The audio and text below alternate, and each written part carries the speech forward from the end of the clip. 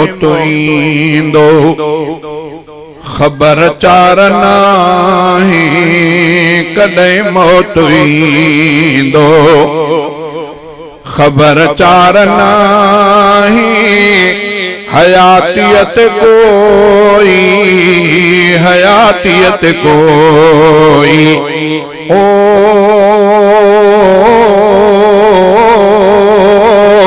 हयातियत कोई बे एतबार नाहे कॾहिं मौत ईंदो।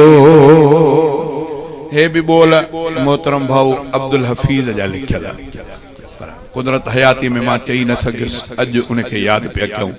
कॾहिं मौत ईंदो ख़बर चार नाहे कॾहिं मौत ईंदो ख़बर चार नाहे हयातियत कोई ओ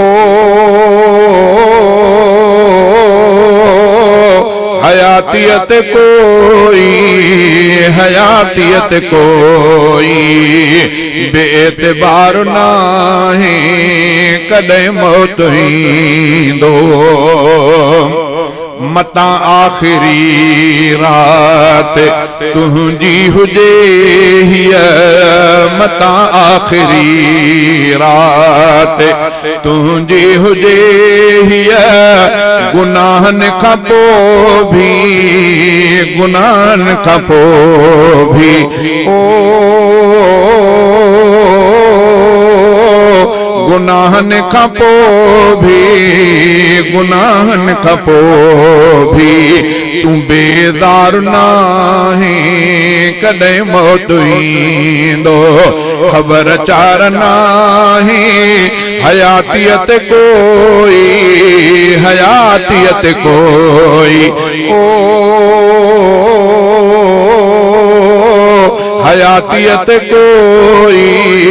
हयातियत कोई बेएतबार नाहे कॾहिं मौत ईंदो। कफन तुंहिंजो बाज़ार में आहे पहुतो कफन तुंहिंजो बाज़ार में आहे पहुतो तूं गाफ़िल अञा थियो ओ तूं गाफ़िल अञा थियो छो बेदार नाहे कॾहिं मौत ईंदो ख़बर चार नाहे हयातियत कोई बेएतबार नाहे कॾहिं मौत ईंदो। न सजदा न गोढ़ा अञा भी तकबर न सजदा न गोढ़ा अञा भी तकबर मरण लाए बिल्कुल ओ मरण लाए बिल्कुल